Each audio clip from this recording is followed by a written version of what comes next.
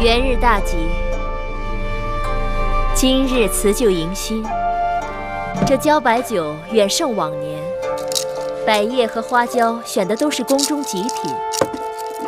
我祝各位姐妹吉祥如意，富贵平安。祝王后富贵平安。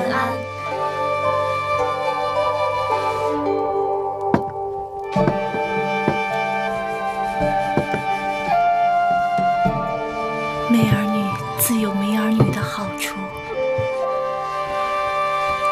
魏姐姐，童儿还小，你说会不会这次也把她分封出去啊？妹妹放心，有人比你更不想让儿子分封出去。姐姐说的可是魏夫人，可我看魏夫人是胸有成竹，好像稳操胜券的样子。有些人就是刚愎自用，自以为是。哎，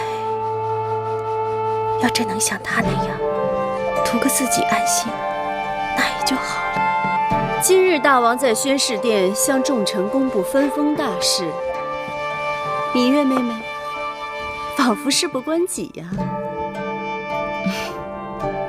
雷霆雨露皆是天恩，何况诸公子都是大王的亲生儿子，难道大王还会亏待了他们不成？手心手背还两般待遇呢，我就不信你心里没有一点打算。不过这一阵子妹妹往大王处走动的少了，不见君面，君自然寡淡，想向大王求情，估计也逮不着机会吧。妹妹还真不知，原来姐姐的恩宠都是求来的。在大王面前自作聪明，小心搬起石头砸自己的脚。大王一向恤老怜幼，公子姬这么小，这次分封只怕是轮不到你了。王后的奏折求的是为诸公子分封藩地，该是人人有份的，为何公子姬无份呢？继儿若是能与其他公子一同分封，那是继儿的福气。大王子嗣繁盛，我请求大王分封，就是为给众姐妹们求个天公地道，不偏不倚，人人有份。说得好听，那是人人有份；说得不好听，那可是把人人都算计进去了。魏夫人，你错了，大王岂是任人算计的？在这后宫，你我谁都做不了大王的主。今日大朝会，大王会在殿上颁诏，也应该有消息了吧？是啊，就是啊。妹妹放心，王后早早就将珊瑚派到前面去了。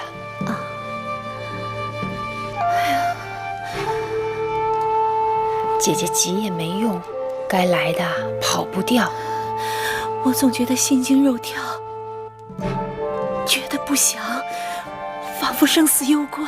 已经这样了，倒不如学学八字，看他样子，仿佛将生死置之度外。颁诏了，颁诏了！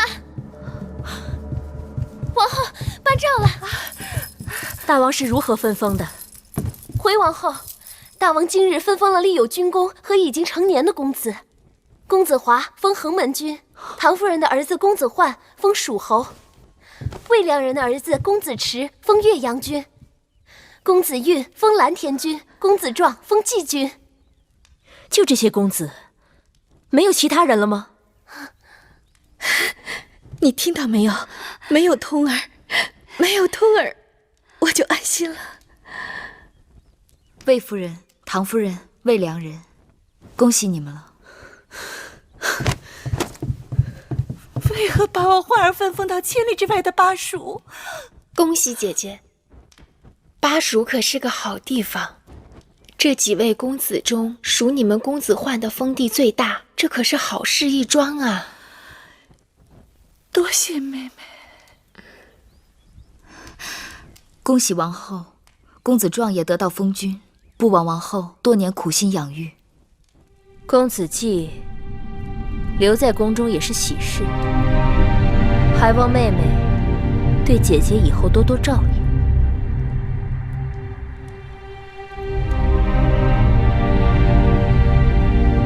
夫人，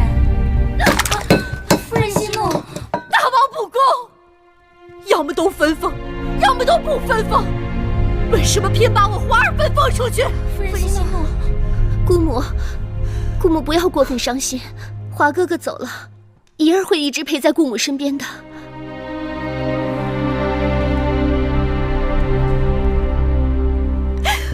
华儿是我的命啊！他被分封出去，再想见一面就难了。八子，恭喜公子分封为横门君。公子的封地富庶，离咸阳又近，只怕诸公子人人都要羡慕你了。所以莹华要去向父王谢恩。此外，莹华还要特别恭喜八子。我有何事可恭喜的？恭喜公子季没有被分封出宫。公子这是何意？八子知道我的意思。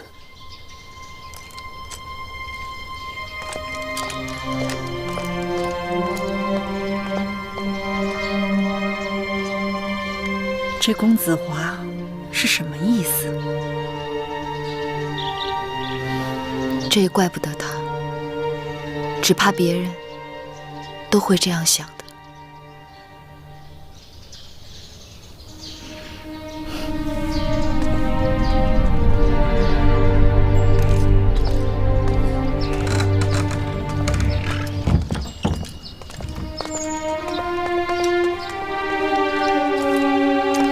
楚离子，甘大夫。楚离子，你可听说昨日大王召太医进殿了？往年春秋换季，大王都犯咳疾，但吃几副药就好，不必过于担心。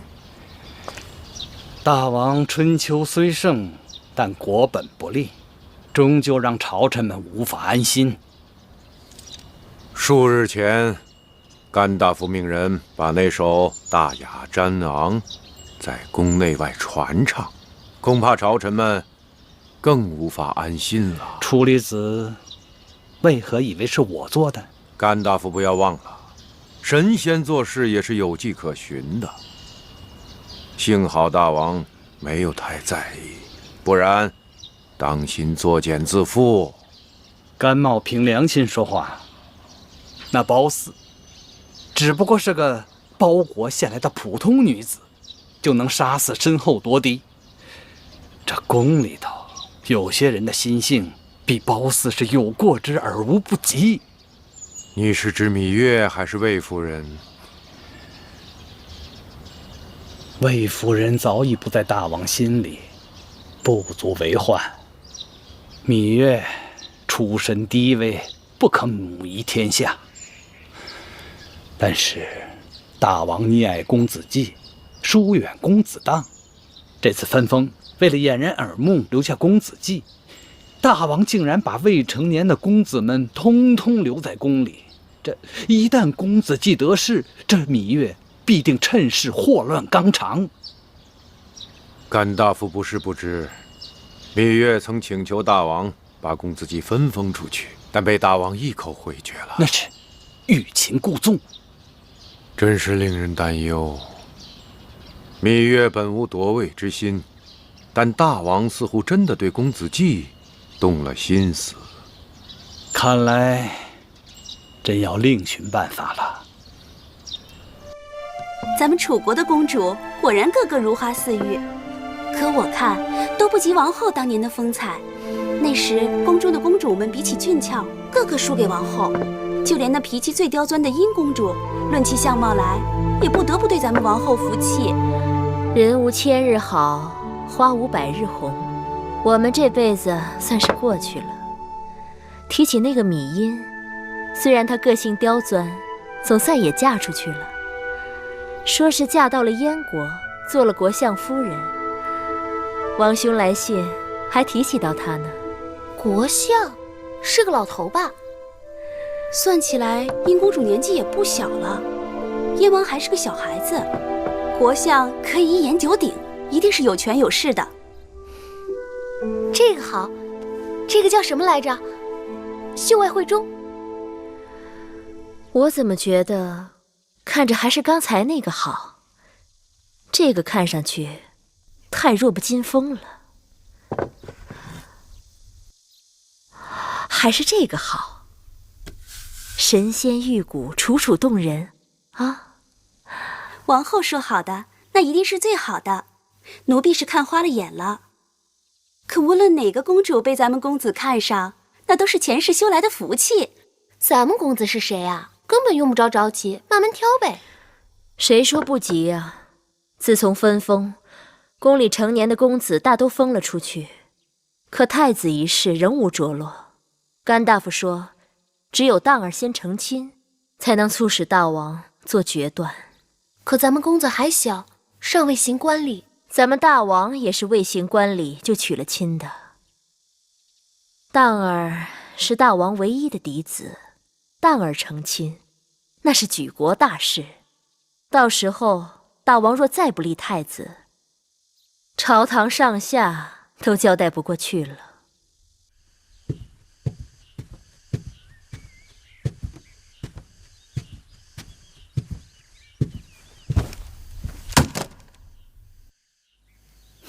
怎么了，姑姑？谁惹你不高兴了？是姑姑自己在生自己的气。这是为何？昨日我看到园子里的李子快熟了，就提了一句想用蜜糖腌制李子的话。今儿香儿他们就带着继儿去园子里摘李子，李子树高，全靠继儿用鞭子打下来。结果香儿他们还没来得及捡，就被那帮跟在公子当身边的力士莽汉抢走了不少，弄得继儿沮丧得很。那继儿有没有和他们争吵？继儿本来是不服气的，但因为你曾嘱咐过他出门尽量少惹事，他就忍住了。继儿听话，但有时过于听话，反而显得懦弱了。这怪不得继儿，想出宫出不去，留在宫里，除了忍着还能怎样？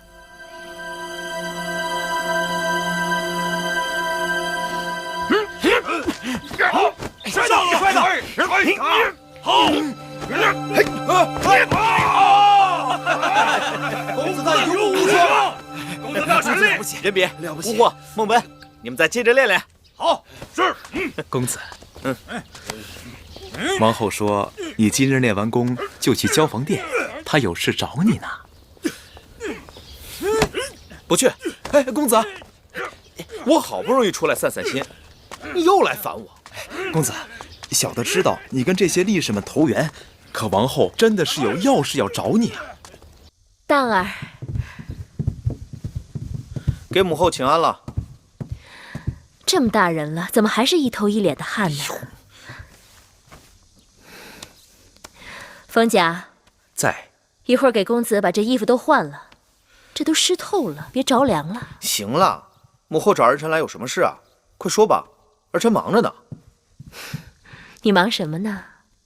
向王叔他们讨教图谋天下的策略。哎呀，说了母后也未必懂。可我听说你最近从市井招了很多力士莽汉，和他们摔跤举石锁，还决力徒手相搏。你可是大秦未来的太子，身子金贵，岂能总和那些粗人们厮混在一起？若是一个不小心，他们再把你给伤着了。哎呦，母后，我大秦以军功立国，我自当身先士卒，勇冠三军。既然那些勇士是儿臣亲自招募来的，若不能与他们同甘共苦，如何收复人心呢？而且父王不也一样吗？日日习武，亲自上阵。为人君主，除了勇冠三军，还应睿智仁慈。先生让你读的《礼记》《周易》和《左氏春秋》，你都读完了吗？你父王可不喜你只是一介武夫。先生让读的书，孩儿日日在读，只是那些书读了让人打瞌睡，孩儿难免读得慢些。行了，没事，我先走了。哎，等等，母后叫你来，是有些东西让你看的。来，坐下。这是干什么？暮色方知少爱，我的蛋儿长大了，是到了该议亲的时候了。你看看这些画像。来。哎呀，个个都是蒲柳之姿，都不喜欢啊。这些可都是楚国的公主。来，母后啊，觉得这个还不错。哎呀，算了，儿臣的婚事以后再说吧，母后就不用多事了。哎，荡儿，荡儿，公子的脾气怎么变得这么倔强，连王后的话都听不进去了？这事也不能怪他。几年前那次杀人风，将荡儿的身子伤得太狠，痊愈还需时日。一味地围着他的心意，他心烦了就更听不进去。慢慢劝吧。公子若是连这些楚国公主都看不上，他是想要什么样的美人啊？什么样的美人不重要，重要的是荡儿娶的是楚国的公主。秦国与楚国亲上加亲，公子们争夺楚位，荡儿又比他人多了一份筹码。珍珠，去把信使召来，我要写一封家书给王兄。是。你老跟着我干什么？王后说，让小的跟着公子，随时伺候，随时听从吩咐。我吩咐你现在就给我走开。小的知道公子烦心。我烦心是因为你太多嘴。小的该死。真是该死。哎，公子，那边就是披香殿了。披香殿又如何？那是魏夫人的住所，公子去不得。去不得？就算是天神地仙的住所，我想去也去得。公子啊。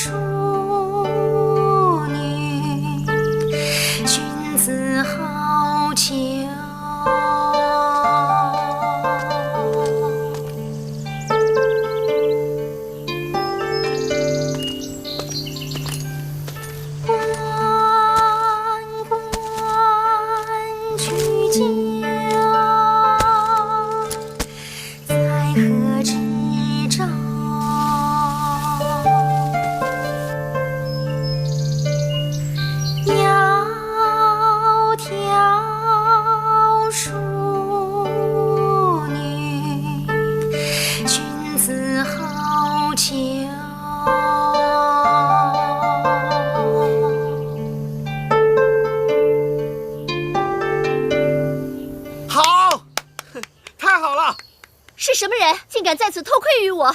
在下偶尔路过，情不自禁。好一个情不自禁，瞎了你的狗眼！哎，公子，这没事吧？啊！哎，你是什么人？怎敢打我家公子？公子？什么公子啊？自然是嫡公子，王后的嫡公子当。冯甲，你与贵人说话客气点。哎，你别走啊！你听我说呀！哎，公子，你没事吧？你怎么那么多嘴啊？公子，你是喜欢这女子？废话。那小的替你去打听打听。哎呦！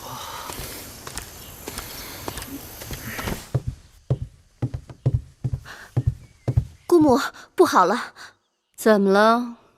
我刚刚在殿外弹箜篌，不料来了个狂徒出言调戏，我就用枣子砸了他的头。谁想到那个人竟是大王的嫡子公子当！教训得好！这披香殿明明是大王赐给姑母的，怎么会让公子当闯进来？大王把这披香殿赐给了姑母，别人自然没有胆量来。可是那公子当不同，他是大王的嫡子。王后对他言听计从，有一心想捧他做太子，让他养成了横行霸道的脾气。除了大王，谁敢招惹他呀？他真的会当太子吗？唉，这太子之位原本是华儿的，可如今华儿被分封出去了，公子当又有王后做后台，眼下不好说了。也就是说，这秦国的天下有一日会落到公子当的手里。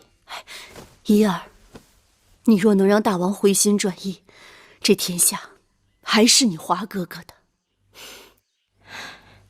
怡儿尽力了，但成效不大。大王的心思说变就变，你年轻貌美，有的是机会。也罢，这2日园子里你就不要再去了。若是那公子当再来挑衅，你不妨告诉他，就算你能饶了他，大王也饶不了他。是，姑母。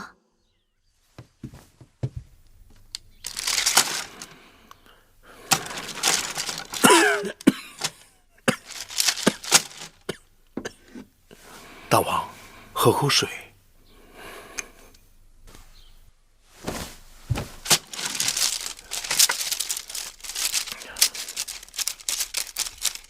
这水的滋味不错，是位于那个女子送来的，说是用竹叶煎的水，去火最好了。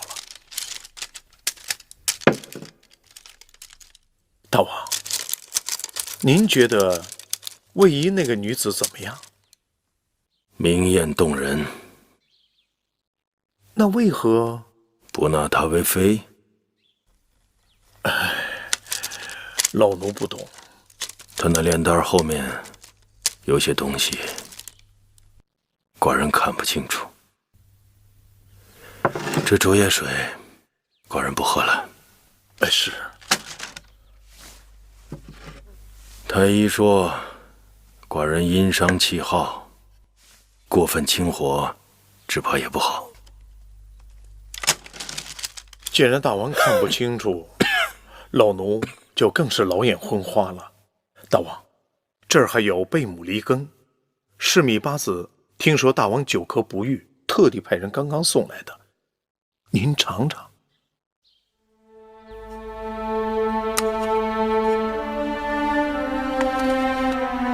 芈月，好久没有来过成明殿了。是大王不让他来的。是他要诚心远着寡人。哪能呢？回头大王下道旨，让他日日到成明殿来陪伴着大王便是了。没用的。寡人说的是，他的心离寡人越来越远。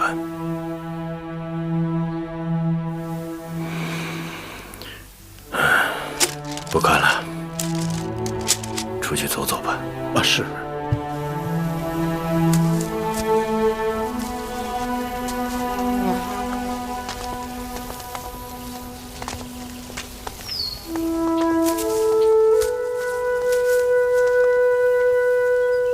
大王来了。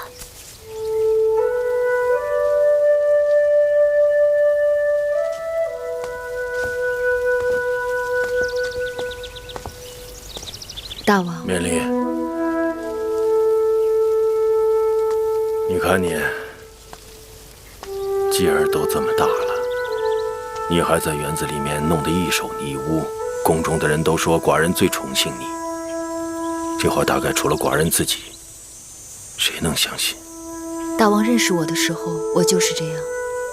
眼下大王是巴望着我变得和以往不同，还是和从前一样？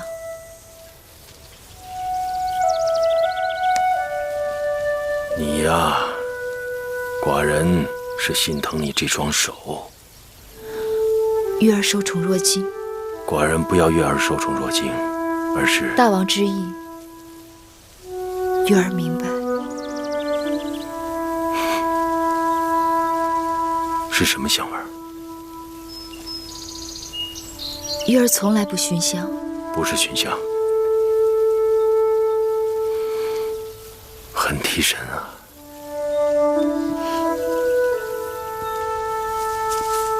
是不是这个味道？不错。这是什么药材？这叫银丹草。前些日子，女医治告诉我，说园子里有一味草药，气味清香，提神解郁，还能够防治蚊虫。臣妾问出了草药的名字，想多采一些做成香囊，让继儿和交房店的人都能配在身上。它真的有防治蚊虫之功效？多少有一些，至少求个安心吧。好，寡人喜欢这味道，给寡人做2个，送到成明殿去。是。今晚就送过去。是。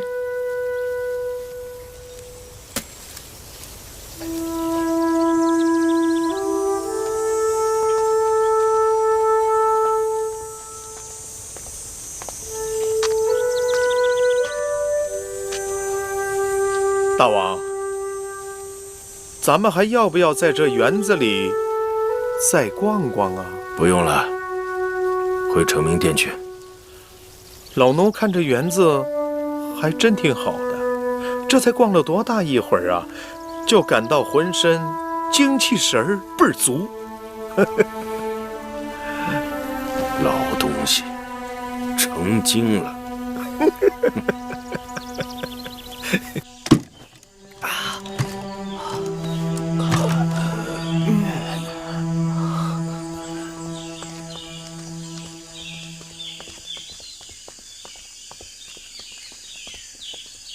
公子，这丫头果真每日这个时辰在这练箜篌啊？没错，有人看见她，说4、5日了。哎，她那么野，怎么可能是魏国公主啊？魏王是她的父亲，魏夫人是她的姑母，这还有假？哦，哎，能被公子看上的女子，真不知长得何等模样啊！羞花闭月，仪态万端。公子，她可是拿枣打你来着？哎呀，这正是让本公子最心动的地方。敢打本公子的人，这世上除了他，没有第二个。而且就算他用枣子丢我，那也是身轻灵巧，矫若游龙。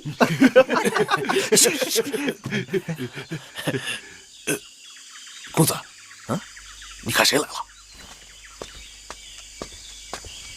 嗨，你给我站住！我跟你说话呢。你来这儿干什么？不干什么。不干什么？你这枣不错，别动，这是给公主的。公主？来，哪个公主啊？不关你的事。公子，他可是进了披香殿啊！他也敢打那魏国公主的主意？哎，你们听。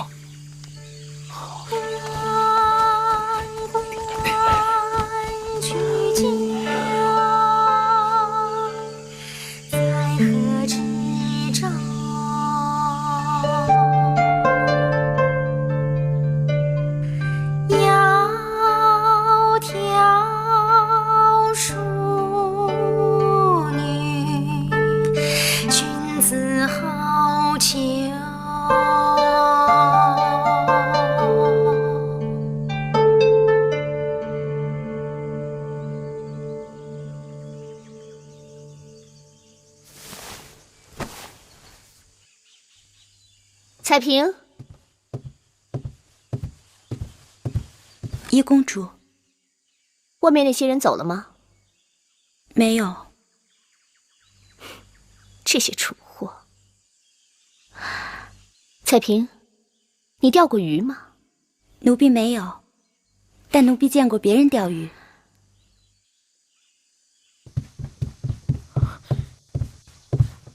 王后，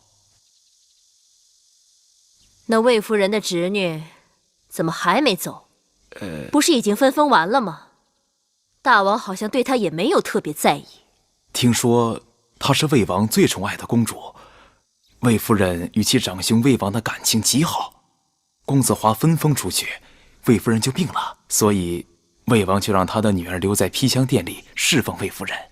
哼，简直闻所未闻！一个未出嫁的公主，为了一个早就嫁出去的姑母，千里迢迢来到别国，一住下就不走了。这分明是魏夫人设下的圈套，想让这个女子来勾引我儿。冯家，荡儿平白无故的怎么跑到披香殿去了？他一心向武，只结交天下豪杰，怎么会跟魏国的女子有了瓜葛？说，到底怎么回事？小的真的不知。你不知？我让你整日的跟着公子，你是废物啊！小的该死。王后息怒，既然那魏夫人有心算计咱们公子，只怕王后再派多少人跟着公子，也都无济于事。真不知廉耻，斗不过王后，就拿公子下手。休想！荡儿是我的荡儿。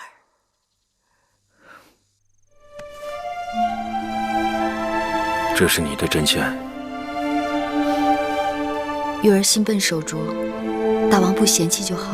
香囊如此精致，寡人疑惑你是如何赶造出来的？神仙飞针也做不到如此迅疾。这香囊是前2日就做好了，只等采了银丹草后，给大王送过来。月儿果然巧手。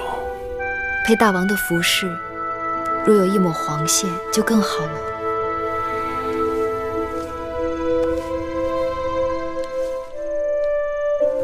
月儿还牵挂着寡人吗？怎能不牵挂？那你为何还要带着继儿离开咸阳？月儿除了牵挂大王，还要牵挂的事情太多。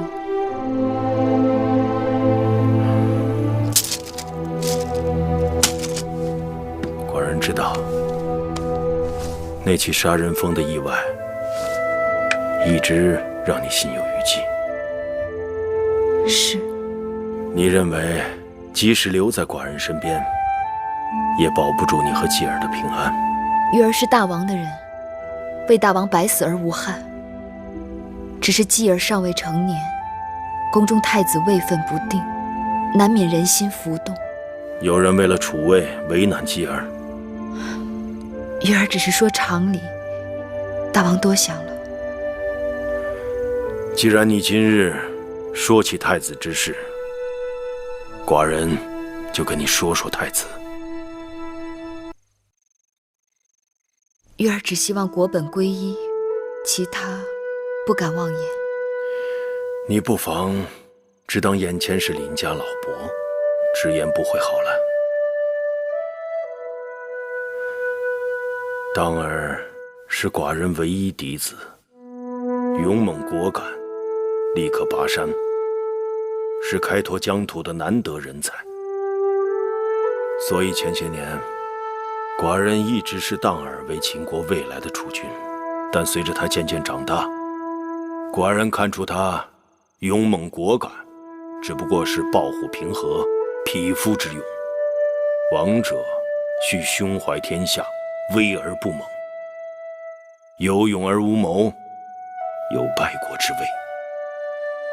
大王若以为公子当不妥，那谁人更让大王中意？公子华年长，心思缜密，军功显赫，但魏国的势力曾对他有所企图，加之他还有个不争气的娘亲，难免束缚手脚。剩下的就是继儿。继儿天资聪颖，良知良能，是寡人心头最爱。大王可愿听月儿一言？说吧。在月儿看来，公子荡和公子华虽都璞玉有瑕，但继儿却是最不宜继立之人。为什么？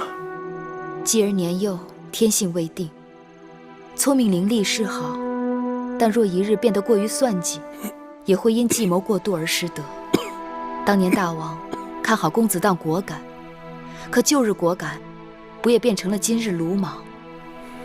何况继儿因年幼，大王格外宠爱，性情柔弱仁厚，事事又依赖于我，聪明，但缺少决断。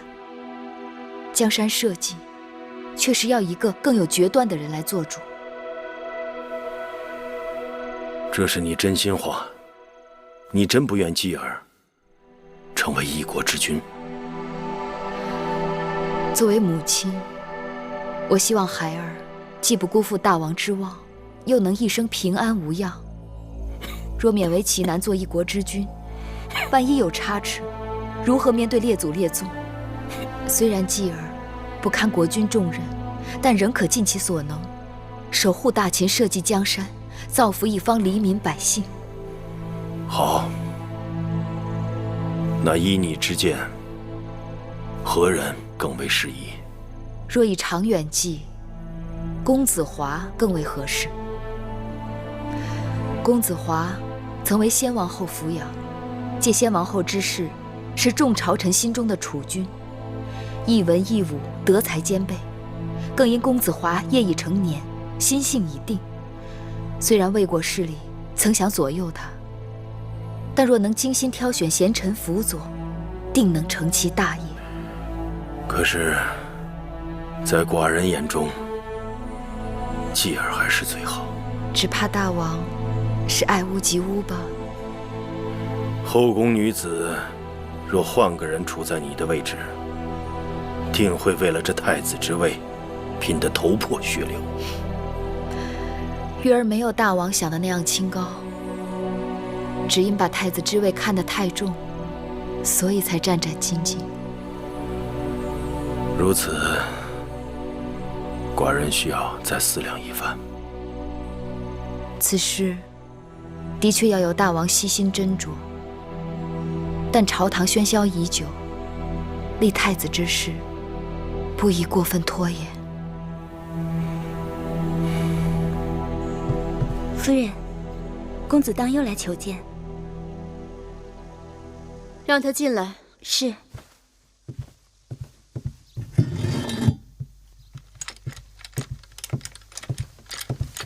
当儿拜见魏夫人。公子不必多礼，有话直说。魏夫人，你知道我曾在园子里与贵侄女相遇，公主温婉贤淑，花容月貌，令我一见倾心。可我上门数次，夫人却不准许我与公主相见，这是为何？公子道，不是我故意要为难你，反倒我想求你放过我和怡儿。怡儿本是来探病的，被你这样3番5次上门来闹，她如何还能在这宫里待下去？王后一心找我的不是，若是让她知道内情，定会大发雷霆。我受委屈倒也罢了，怡儿乃是未嫁之女，若是无端让她受此连累，岂不是我的罪过？怡儿，怡儿，真是个好听的名字。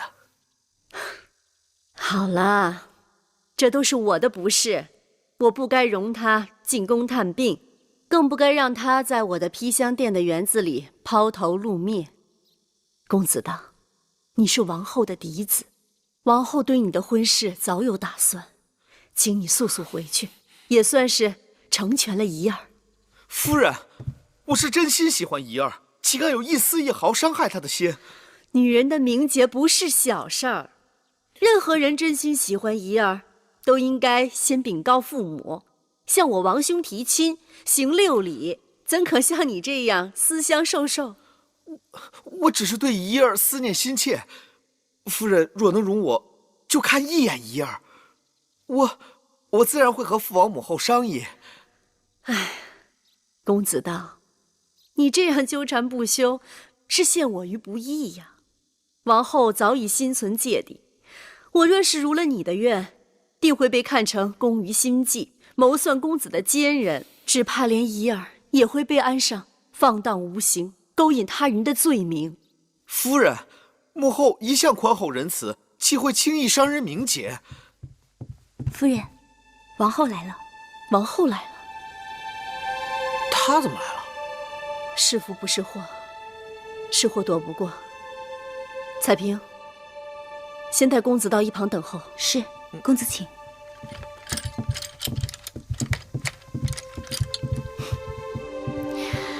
既然是这样，也就别怪我了。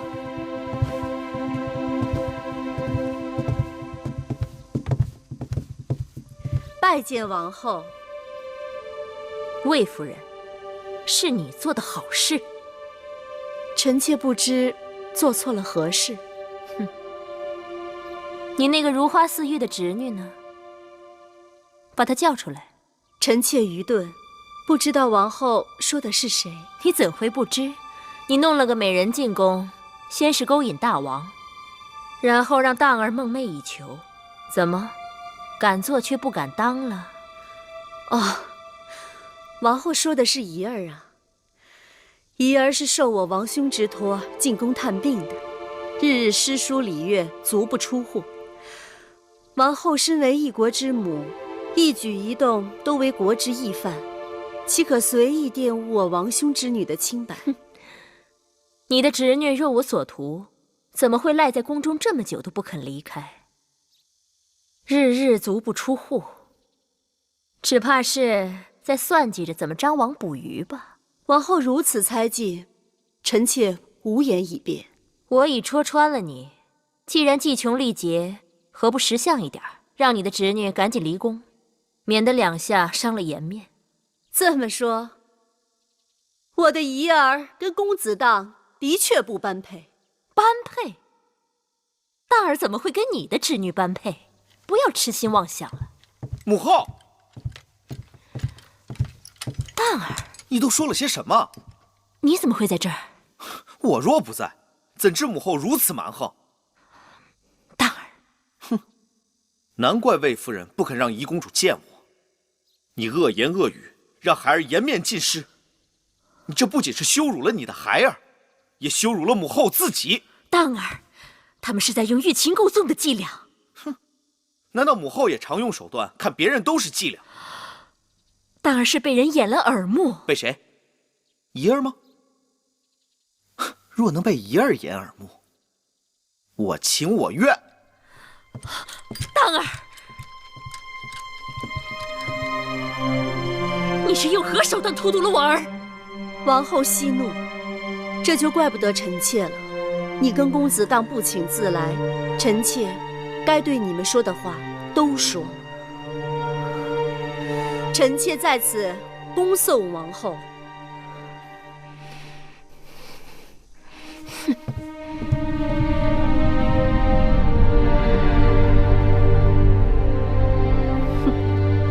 刚才外面的鸡飞狗跳，大约你已经听到了。姑母，这秦宫是待不下去了。这几日你就回魏国见你的父王母后吧。仪儿都听姑母的。唉，真是人算不如天算。失之东隅，收之桑榆。大王那边没动静，却收了那公子荡的心。姑母不想有意外之喜吗？这些年，姑母的意外太多了，怕了。若是仪儿能帮姑母将东隅桑榆都收入怀中，怎么样？公子荡即将成人，一婚之后或被立为太子，有朝一日成为大王。秦国的社稷一旦落入公子荡的手中，仪儿必定会让公子对姑母言听计从。倘若公子荡未被立为太子，但有了这一层亲眷关系，大王也会对姑母另眼相看。到时候华哥哥想要的东西也会更容易得到些。仪儿，你是不知道，我跟那王后是冤家对头，势如水火。姑母若是通过仪儿将公子荡抓住，难过的不是姑母，是王后。仪儿说的也有些道理啊。荡儿，荡儿，听母后的话，母后所做无一不是为了你好。我又不是3岁小儿，难道不知道什么对自己最好？那魏夫人口蜜腹剑，你不知道她的真面目。母后，别跟我提什么真面目，我见过这后宫女人的种种心计。怡儿是我见过最真性情的女子。你是真的被那个魏国妖女迷了心窍了。当儿，母后答应你，一定为你在楚国找一个更好的如意佳人。母后省省吧，儿臣喜欢谁那是儿臣的事。你是我的孩儿，你的婚事我怎能袖手旁观？那好，我告诉你，我和怡儿是天作之合，这辈子我只想娶她，除了她我谁也不要。母后提亲去吧。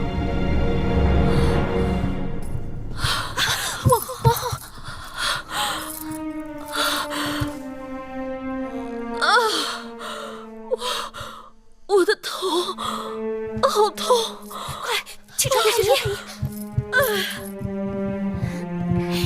夫人，什么事啊？笑得那么高兴？还不是正殿的事。今日公子荡好像为了哪个女子跟王后吵翻了，王后犯了头疼病，把太医和女医治都找去了。结果太医的一番话反而惹恼了王后，气得王后把太医给赶了出去。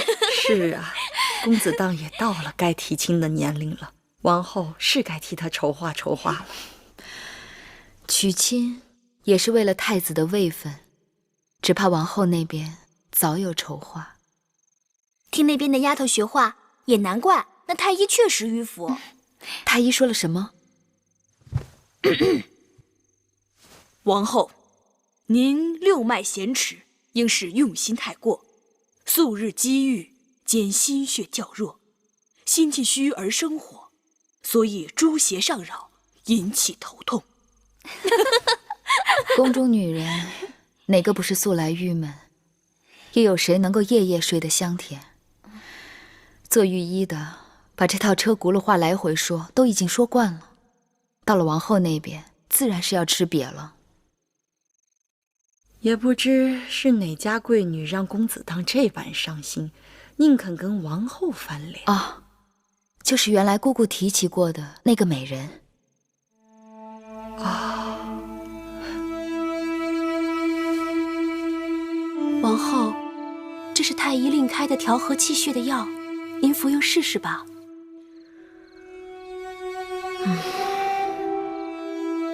这些甜甜苦苦的药汤子，我都喝过多少了？要管用早就管用了。拿走。是。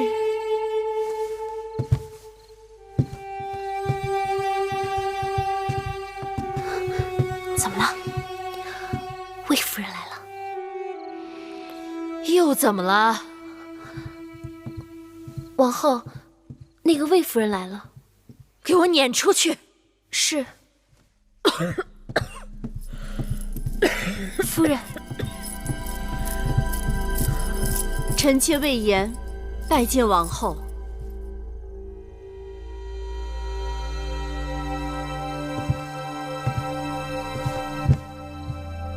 臣妾得知王后与公子荡口诀争执不下，犯了头疾，特地来向王后请罪。荡儿被你蛊惑了心智，害得我们母子不和，你还上门来说风凉话。王后，你可是错怪了臣妾，臣妾是真心来向王后引咎自责的。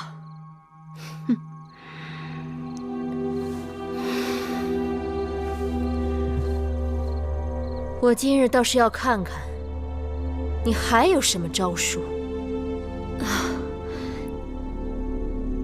臣妾有些话不方便当着众人言，如果王后允准，没什么不方便说的，有话就说。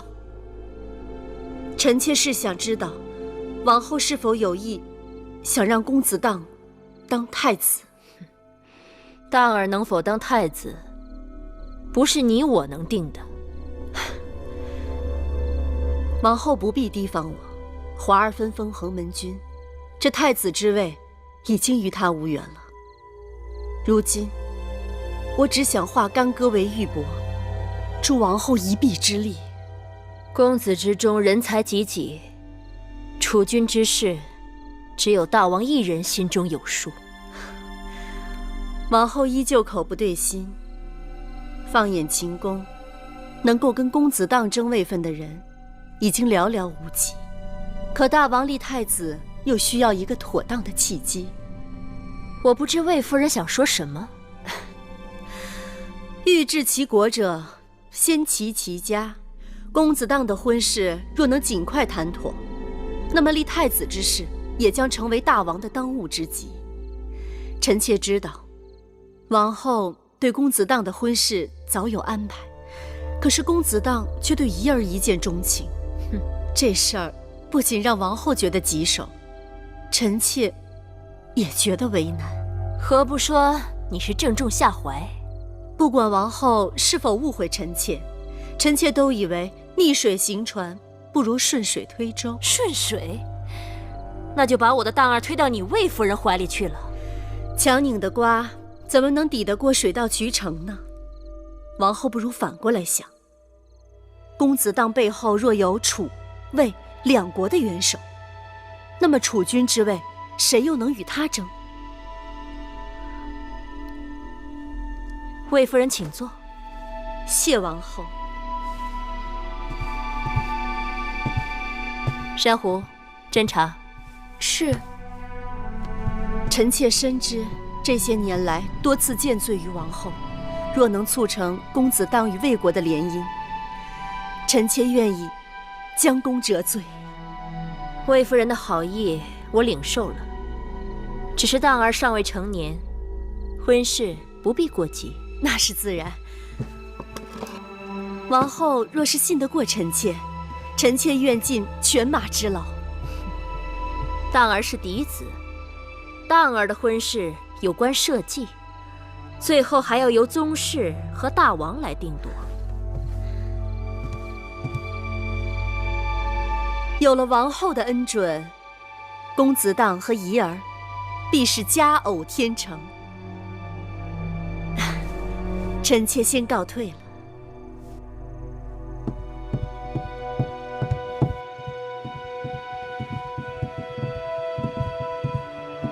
佳偶天成？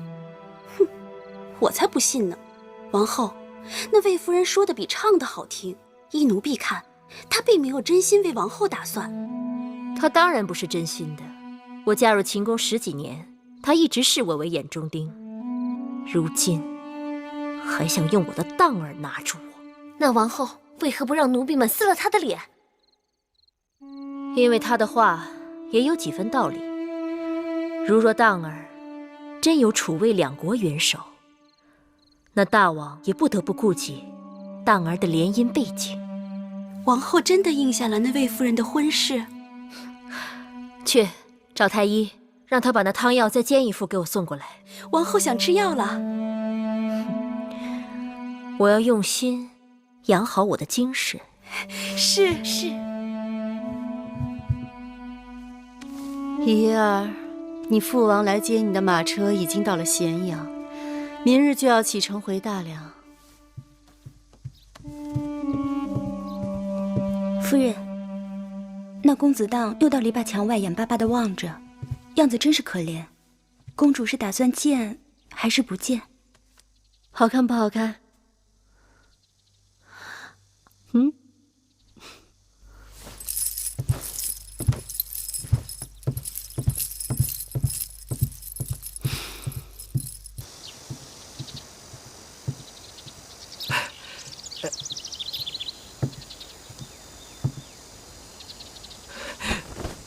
怡儿，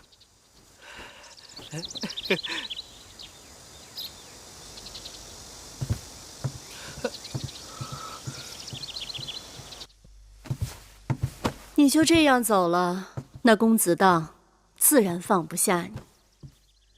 姑母看得出你对他也有了心思。既然如此，你先回去，剩下的事儿就交给姑母来办。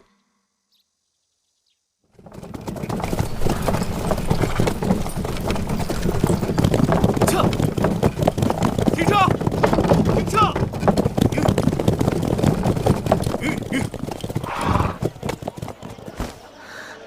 怡儿，走。怡儿，别走！怡儿，你是秦国公子，我是魏国公主，我们本不该这样见面说话，有违礼法。你等我好吗？我会想办法，定不会负你。你是我什么人？我为什么要等你？我等你有什么用？我等得了你吗？我嬴荡并非无能之人，今日于天发誓，无论多难，非你不娶。你若有心，就去求你父王向魏国提亲，纳采、问名、纳吉、纳征、请妻、亲迎，6礼一样不可少。怡儿放心，青青子佩，悠悠我思。怡儿信我便是。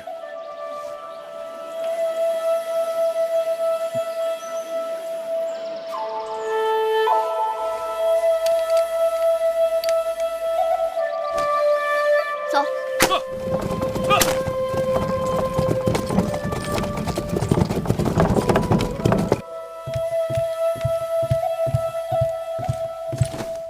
王后，甘大夫，请坐。谢王后。知道王后身体欠，但此事重大，不得不上门搅扰。是与荡儿的婚事有关。的确与公子有关，却与婚事无关。甘大夫，请说。王后可知，近几日大王多次召集朝中大臣进宫，询问公子华的情形，其中还有他封地上的地方官员。公子华已被大王分封在外，太子该是与他无缘了。就算大王看重他，又能如何？诸国当中也曾有分封在外的公子，被重新立为太子的先例。王后不可掉以轻心。大王的心思不会变得如此之快吧？不是大王心思变得快，而是有人在中间图谋。一定是那个魏夫人，还说什么秦魏联姻、佳偶天成，背后却……王后，还是再往近处想想吧。近处？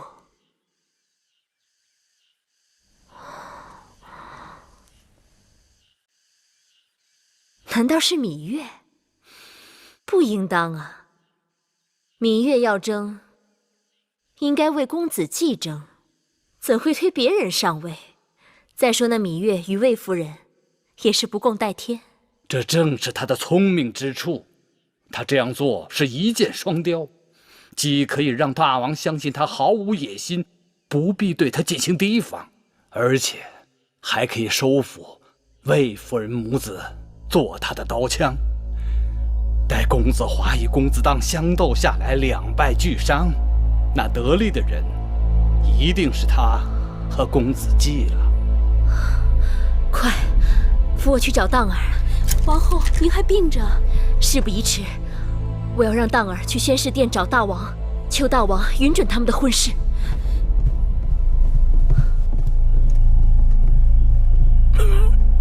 父王，公子，大王正在批阅奏章。父王啊，大王，知道了，母亲，你先下去吧。父王，儿臣请求与魏国联姻。理由呢？大秦与列国联姻，赵国和秦国同宗同姓而不婚，还有楚国和燕国，他们已经与秦国联姻，齐国总与秦国为敌，韩国又过于弱小，而自函谷关之战后，魏王痛悔，驱逐了公孙衍，并派使臣频频向大秦示好。儿臣以为，当今之事能与儿臣联姻的，唯有魏国。若与楚国亲上加亲，岂不更好？收服巴蜀之前，蜀国频频与秦国作对，他背后就是楚国在捣鬼。还有呢？魏齐2国从不和睦，若是能与魏国联姻，秦魏2国便可联手，讨伐齐国。寡人苦心教你这么多年，都没有把你教得思量深远。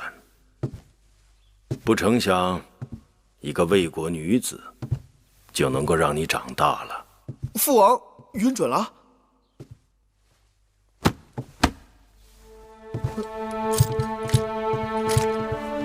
父王，父王。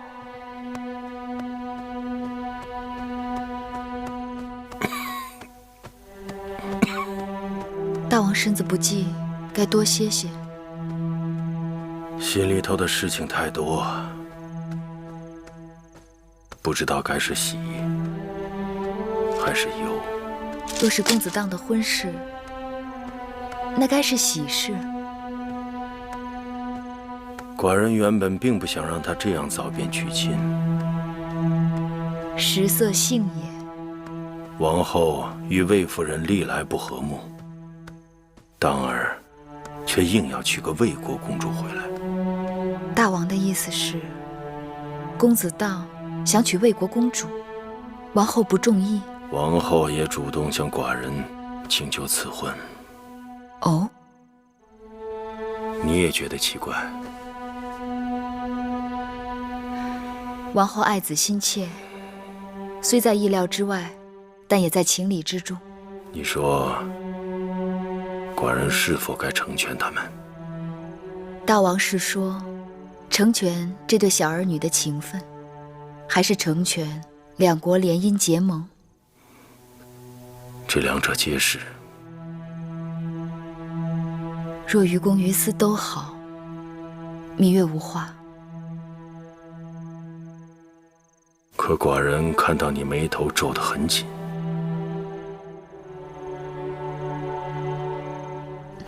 月儿想问的是，一旦公子荡大婚，这太子之位，大王就真的有益于公子荡了？寡人并非没有思量过华儿，也私下做了些打听，没想到新近得到消息，华儿到了封地后，有不少秦国旧族找上门去，那些人个个对秦法新政抱有成见，对没立公子华为太子大抱不平。公子华对他们的鼓噪却未置可否。相比之下，荡儿就算有缺憾，但也是旁枝末节。而且荡儿马上就要娶亲，身居楚魏两国的背景，再加之楚离子等朝廷重臣的帮衬，这太子只怕不得不立。月儿明白。你明明心里还有话，不要让寡人猜了。事到如今，两害相权取其轻，大王应当按照自己的心思去做。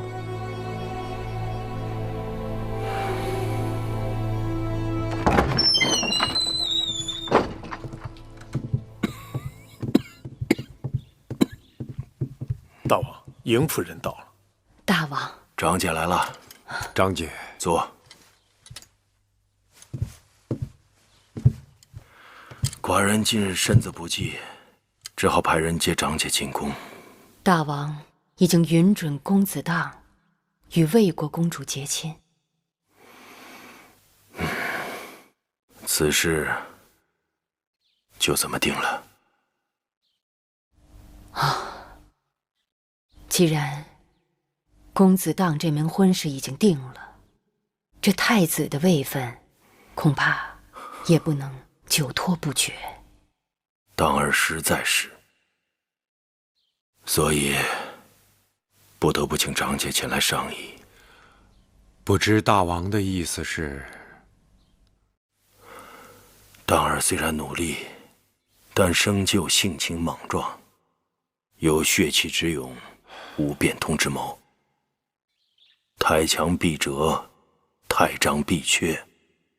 作为王者，要宽严有度，刚柔并济。公子当是璞玉，欠缺磨练和挫折。只要大王肯给机会，让他多多历练，不怕璞玉不成宝玉。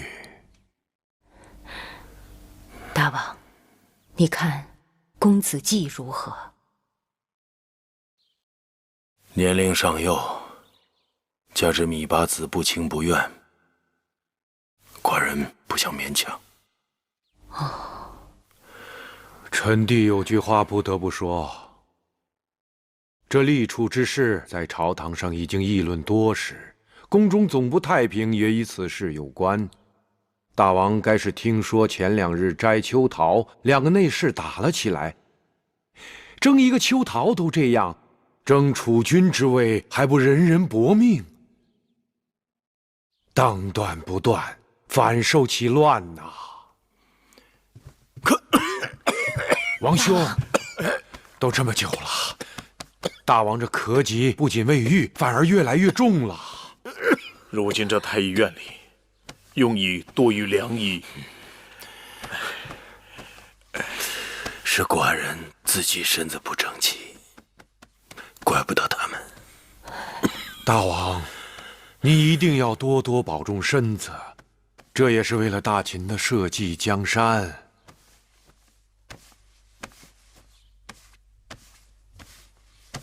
是啊，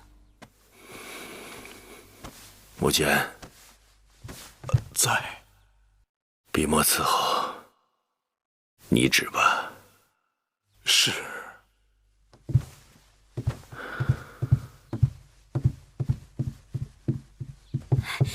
王后，大王下诏了，立公子当为太子。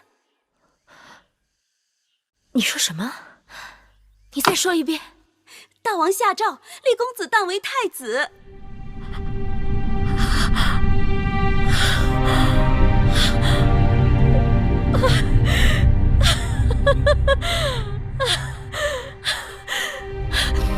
苍天有眼，大王终于立我儿为太子了！太好了，王后！恭喜王后！贺喜王后！恭喜王后！贺喜王后！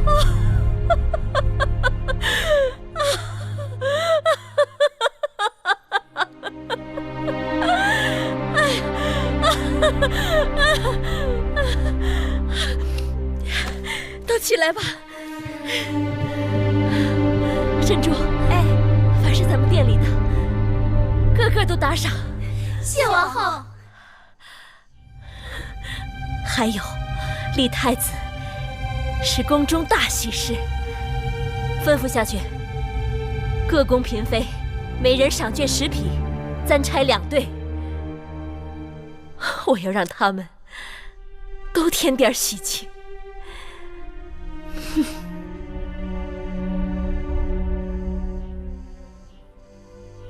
王后送我的首饰太过贵重，我承受不起。